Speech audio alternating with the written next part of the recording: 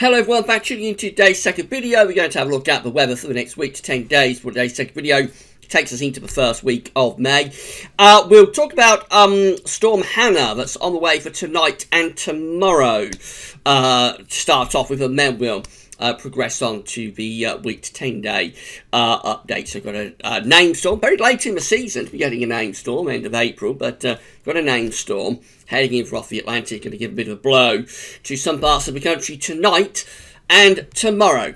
More about that very shortly. Just say that JMA Friday was released earlier on this afternoon, so that's your month ahead look ahead with the Japanese and CFS V2 models.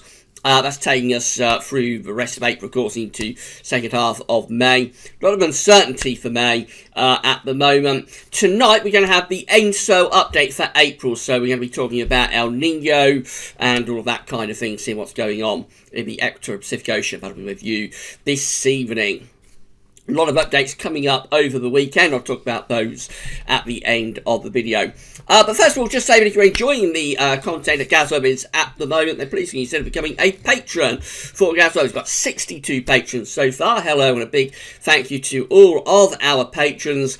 And if you'd like to become a patron for GazWeb, all you need to do is come to GazWeb's Patreon page. On that page right now, you sign up for a Patreon account, and then you can pledge an ongoing monthly donation to GazWeb to help us fund the website and keep the content online. It can be anything from $1 a month upwards, so it doesn't have to be a large amount of money whatsoever. You will pool in with all of the other patrons, and the idea is that the thing just grows and grows. So a big thank you to all of our patrons. I've been doing this since June, been a huge success. And thanks so much to all of the patrons for GazWeb. Alternatively, if you would like to give a one-off donation to GazWeb, so you can do so through PayPal. This is the GazWeb's PayPal page. So you just come here, sign into your PayPal account very simply, and you can give a one-off donation to GazWeb. Whether you do it through Patreon or whether you do it through PayPal, you will get a mention in the videos. You get a shout out and say thank you so much for your donation. Unless you'd rather stay anonymous, a few people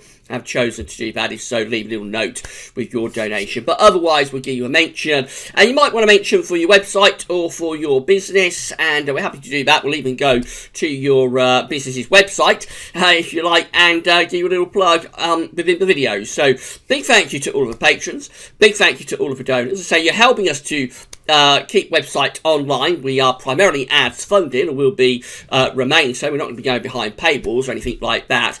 But the money that we generate from ads is declining year by year. There are various reasons that is the case, but it is the case that ad yields are declining year by year. It's one of those things that is gradually, as the internet is progressing, I suppose, it's gradually beginning to fade away. The sort of free internet from ad revenue is gradually declining. And so we have to look at other means of funding, and this has been a very popular way of doing it. So a huge thank you to all of our patrons, a huge thank you to all of our donors, special hello to all of you, and thanks so much for your contributions and kindness.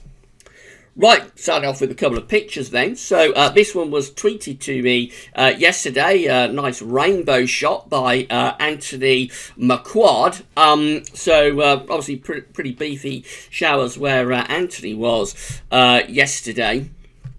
And this one was sent through by David Wright. I think David is up in Derbyshire, perhaps. So big thunderstorms up across the North Midlands yesterday with some pretty spectacular sort of lightning shots there.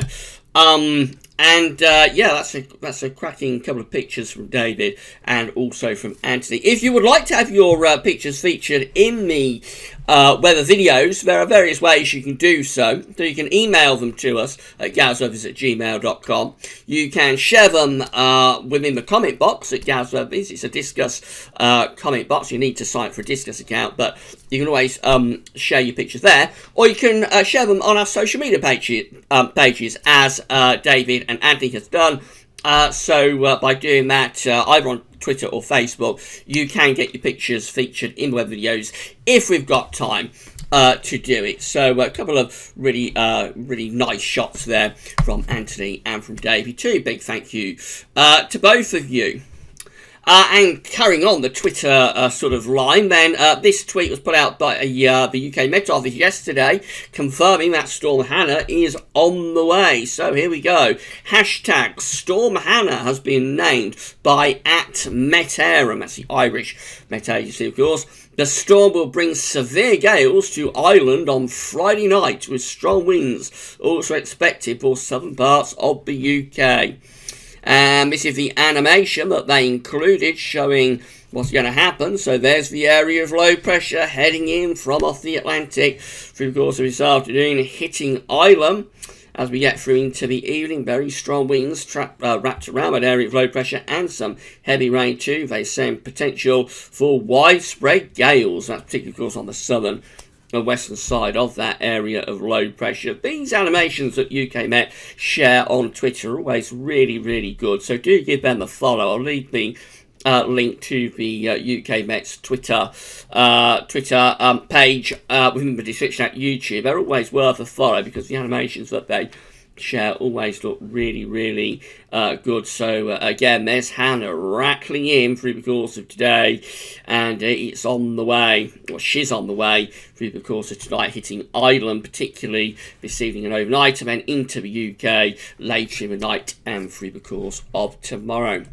This is the facts chart from the UK Met. So this is like the human interpretation of the models by the forecasters at the UK Met Office. This is the facts chart for 6 o'clock tomorrow morning. And it looks a very nasty area of low pressure, doesn't it? Particularly so late on in the season. This is going to be like the fact chart for 27th of April. So we're nearly at the end of April. And it's just going to show you get any type of weather really in April. It's one of those strange months where, I mean, just a week ago, we were talking about temperatures into the mid-upper 20s Celsius, almost midsummer-like. And now we're talking about what could be the king to like a very autumnal type storm. So that area of low pressure there, anyway, over top of the UK is Storm Hannah. You can see the most tightly packed ice bars on the southern and western side of that area of low pressure, affecting Ireland, England and Wales. Scotland will be less affected by wind, but there will be some pretty heavy outbreaks of rain up there as well. There are weather warnings out in force for this, of course, so this is the UK Met Office weather warnings page. So there we go, we scroll down and we see that particularly for England and Wales, we've got this wind warning out, this yellow wind warning. So if we click that and close in, we can see what they're expecting. So this is in force from 9 o'clock tonight to 3 o'clock tomorrow afternoon. They're saying a spell of strong winds is expected across southern and some central parts of the UK, bringing a risk of disruption. What to expect? Well, we can expect some delays to road, rail, air and ferry transport being very likely, with bus and train services also affected. Delays for high-sided vehicles on exposed routes and bridges are likely. Short-term loss of power and other services is possible due to fallen trees and branches. It's likely that some coastal routes, seafronts and coastal communities could be affected by spray and or large waves. And we see that this is particularly affecting central and southern parts of England and Wales, so kind of like from the south of Manchester to the south of Manchester. So, and of course, particularly around the southern and western coast, so the southwest of Wales, southwest England, up the Channel, that's where we are likely to see the very strongest of the winds. But even inland, we could see gusts of wind maybe going up to like 40 or 50 miles an hour, with 70 mile an hour gusts certainly possible around those Irish Sea and Atlantic coast. So a real blow coming up. Could be a little bit of disruption with it over the next 24 hours, and it's a case of batten down the hatches, and we'll see what happens as this progresses. Right, these are the GFS upper air temperature and precipitation ensembles for the next couple of weeks. The red line here is the 30-year upper air temperature average for London. We're starting off quite close to average at the moment. We're going to go a bit cold and average though into the weekend, going rather cool early next week. The temperature ticks up a little bit, but overall it doesn't look like the temperature is going to be deviating too far from the long-term average, actually, until maybe later on, going from the first week into the second week of May, when we possibly see evidence of the temperature beginning to tick up a little bit then. But overall, it looks like temperatures are a little bit on the cool side and rather changeable too. So we've got precipitation spikes coming up over the next few days. Maybe a drier spell through the middle of next week, and then maybe back to more precipitation as we get through to the weekend and then on into the second week of May. Doesn't look desperately wet, but it does look like there could be some showery bursts coming through at times perhaps. Temperature anomalies from the 26th of April to the 4th of May, a little bit below average, so it is going to be a bit cooler than average, especially so for England and Wales. It's not a big deviation, but it's a rather cool week actually that we've got coming up. Precipitation anomalies from the 26th of April to 4th of May. Overall, a little bit drier than average up across the north of Scotland, interestingly, and elsewhere, average to a bit above average. So this tells us there's probably some sort of blocking area of high pressure involved in this pattern that we've got in the next week, keeping northern parts of Scotland largely dry and sending the jet stream a bit further southwards, maybe giving some quite unsettled conditions to parts of Ireland and the UK. Right, so this is how things are looking on Monday. We've got high pressure then sitting over and to the east of the country. Low pressure is out in the Atlantic. This is GFS 6 o'clock operational run, by the way. Low pressure is out in the Atlantic. High pressure is over and to the east of the country. And that should bring a reasonable amount of dry weather through the early part of next week. But by the time you get through the middle part of next week, you might be starting to see things turning just a little bit showery across the country. Heading up towards the May Day bank holiday weekend, the high pressure tries to re-establish itself. So that's Friday, 3rd of May, when everybody will be leaving off for the bank holiday weekend.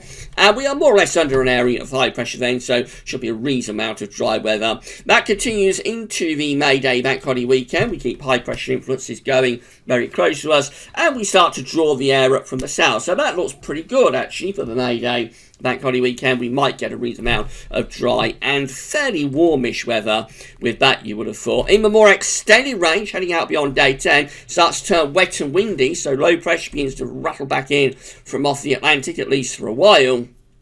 However, by the time you get through to the end of the 6 o'clock GFS run, taking us to Sunday the 12th of May, we're back under a ridge of high pressure again from the Atlantic, from the Azores, extending through the UK and going up into the northeast of Europe. That's the operational GFS. This is the GFS parallel run. Someone was asking in the comments yesterday, I noticed, what the difference is between the operational and parallel GFS. So I've tried to explain this as we've gone along over the past few months, but I appreciate it's a bit complicated. The operational GFS run is like the main GFS. It's run at the highest resolution.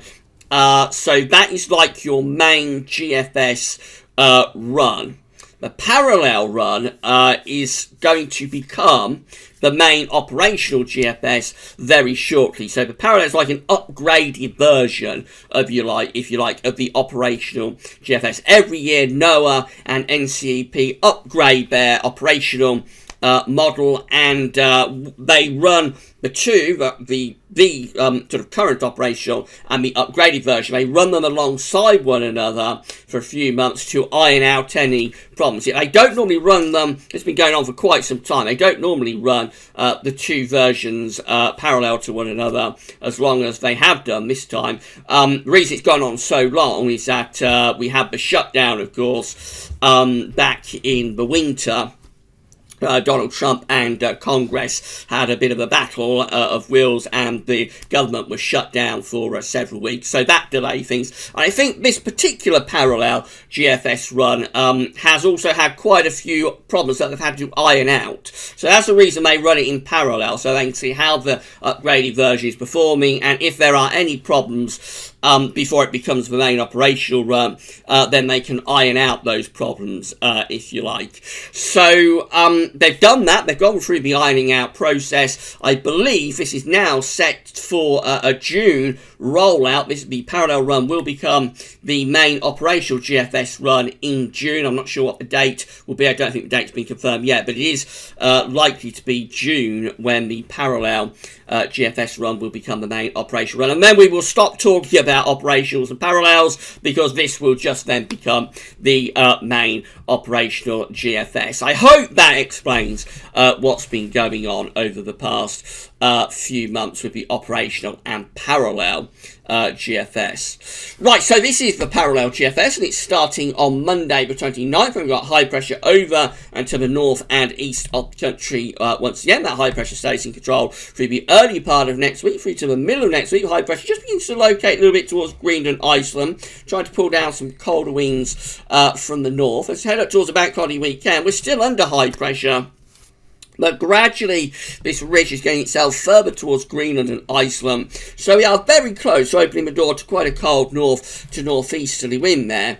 And as going to the bank holiday weekend, this is Sunday the 5th of May, actually it starts to turn a little bit colder, a little bit more unsettled as well. We've got a blocking area of high pressure around Greenland and Iceland, and low pressure is trying to come in underneath it from the Atlantic. In fact, it does manage to do so. By bank holiday Monday, we've got this area of low pressure just here to the southwest of the country, with a blocking area of high pressure up over Greenland. And that low pressure could bring quite a miserable end. If it was to come off, it could bring quite a miserable end to the May Day bank holiday weekend. On bank holiday Monday, that will bring wet weather and pretty chilly conditions too to much of England and Wales. So this is 10 days away, so it's a really long way out, so don't be overly concerned about it yet. But it's sort of idea of what can happen, particularly in the summer, when high pressure gets itself going around Greenland and Iceland. In the more extended range, we take that low pressure way to our east, but we do keep the heights going out to the north and west, which maintains kind of like quite a cold northerly wind.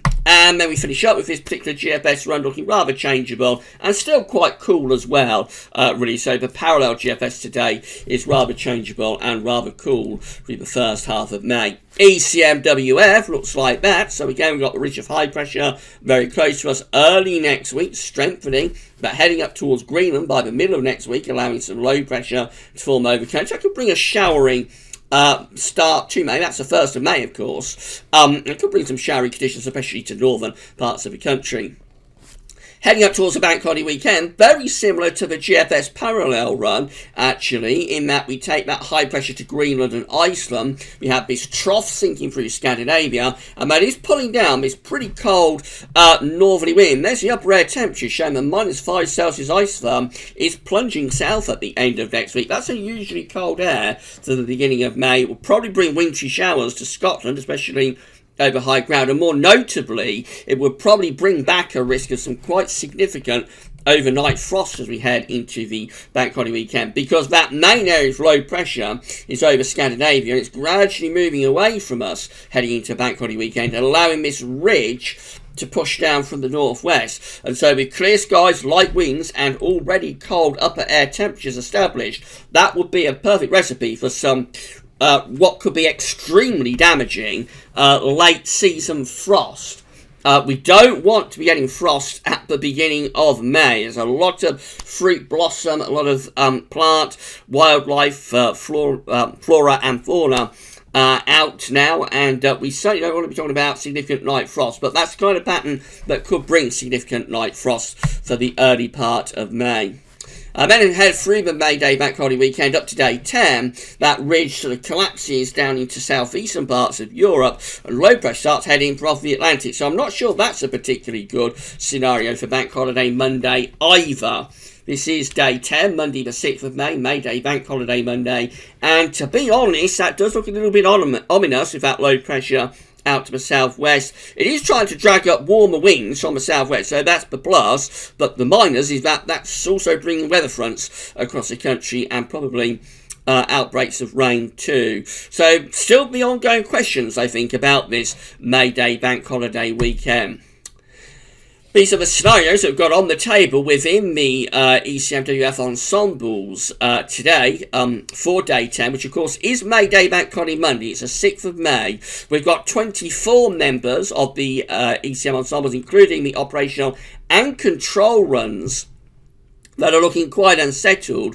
They've got low pressure up to the northeast of us, but also bringing low pressure in from off the Atlantic. So to be honest, that's not a particularly good scenario for May Day Bank Holiday Monday. That would at the very least be bringing outbreaks of rain, I would have thought, and potentially some quite chilly temperatures still as well, although the low pressure in the Atlantic is trying to bring up some warmer air from the middle of the Atlantic. But overall, that looks pretty grim, actually, for May Day Bank Holiday Monday. Maybe another 16 that have low pressure sort of out to west-northwest of us. They do have the heights raised a little bit to our south, so they're a slightly milder option anyway. They're bringing up more of a southwesterly wind, but still probably quite changeable, particularly for northern parts of the country. And then these 11, these are clearly the best option, with a ridge of above average height centred over top of the country. The best option if you want a dry and fine May Day, Bank Holiday Monday anyway. So the jet stream with that is pushed northwards to that sort of position, and that looks pretty good. But there's only 11 of those. So if we take the 24 here and the 16 here, we see that actually the ECM ensembles are quite unsettled potentially at day 10, May Day, Bank Holiday Monday. In 2 weeks' time, these are the options that we've got. This is for the 11th of May, 360 hours away. 30 members of the ECM ensemble still unsettled, really, with below average heights over to the north of the country, bringing in these westerly winds. And 21 with low pressure further away from us up towards Greenland, Iceland, above average heights building from the southwest. So they're trying to have a go anyway at beginning to settle things down, turn things a bit drier and a bit milder. But actually it does look as though within the shorter range model output today we have possibly moved towards a rather more unsettled first half to May, if anything. And then finally, this is how the CFS V2 is looking for May. This is the 700 millibar height anomaly for May 2019. And overall, CFS is going for a pretty anticyclonic month, in complete contrast to what we've just been talking about, with above average heights over and to the east of the country, low pressure as a trough in the middle of the Atlantic, and we'd be dragging up warm, maybe even very warm, southerly to southeasterly winds with that scenario.